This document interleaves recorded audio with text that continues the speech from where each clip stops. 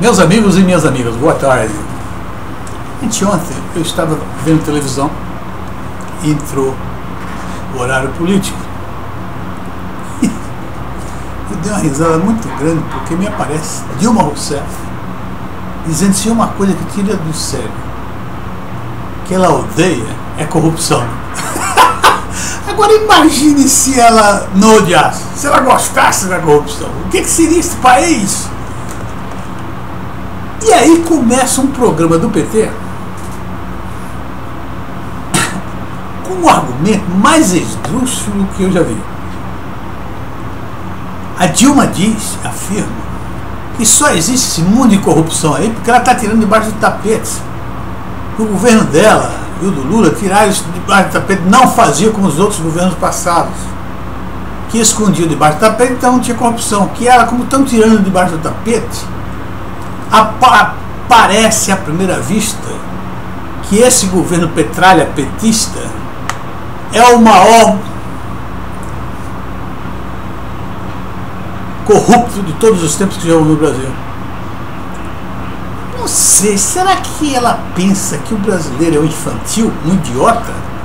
Porque olha só, esse argumento é tão sem base, porque o problema de ter aflorado essa coisa toda no governo Lula, não é? Poderia ser, inclusive, se fosse um governo que estivesse combatendo a corrupção, algo poderia ter acontecido isso. Mas não é por aí que a gente vai saber disso. A gente vai saber o seguinte: qual foi o corrupto de coturno alto ou coturno baixo que o Lula denunciou e pediu CPI? Qual foi o corrupto de coturno alto e baixo que a Dilma exigiu ou solicitou uma CPI para averiguá-los? Nunca houve nada disso. Muito pelo contrário. No governo Lula foi um escândalo total, porque Lula não deixava passar nenhuma CPI. Inclusive,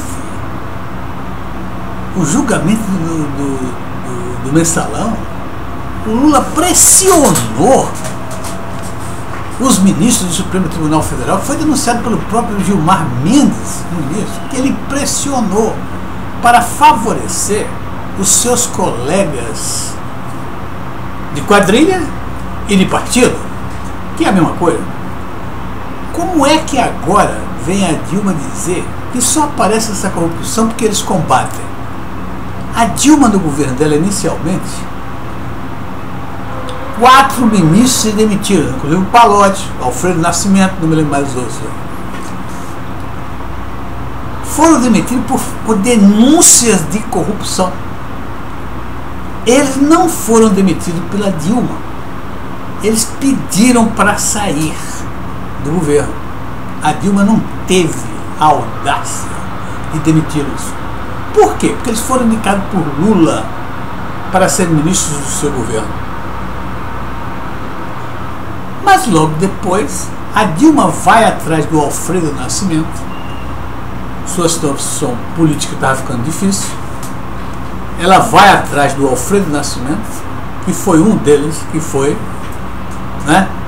demitido no seu governo. Ele entrega novamente o Ministério do Transporte. Não a ele para ser ministro, mas que ele conduzisse, apontasse o ministro e conduzisse o ministério.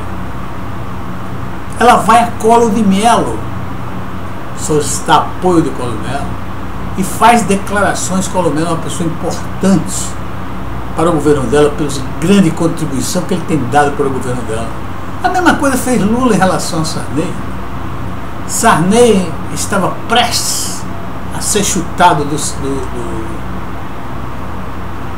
Senado, o presidente do Senado, e o Lula defendeu, dizendo que Sarney não era um homem comum, que era um homem que tinha prestado grandes serviços à nação. Agora, o escândalo da Petrobras. A Dilma foi ministra de Minas e Energia. foi ministro da Casa, foi a ministra mais forte do governo Lula. O Paulo Roberto Costa foi indicado por Lula, que o colocou dentro da Petrobras. O único trabalho que Paulo Roberto Costa fez dentro da Petrobras foi desviar recursos, fazer maracutaias para favorecer os partidos da base e seus respectivos parceiros. E a Dilma dizer que não tinha ideia do que estava acontecendo na Petrobras. Engraçado, ela não tinha ideia do mensalão.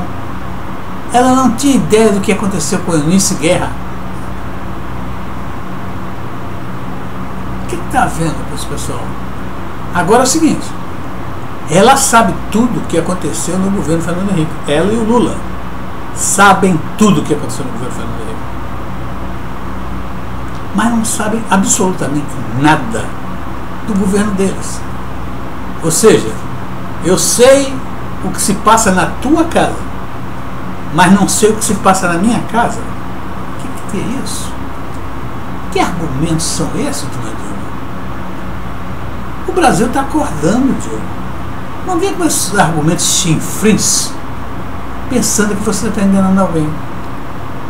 Quem acredita nisso, ou é por conveniência, ou porque é idiota mesmo. E eu tenho a impressão que a maioria da população brasileira não é tão idiota assim como você imagina. Muito obrigado e até a próxima.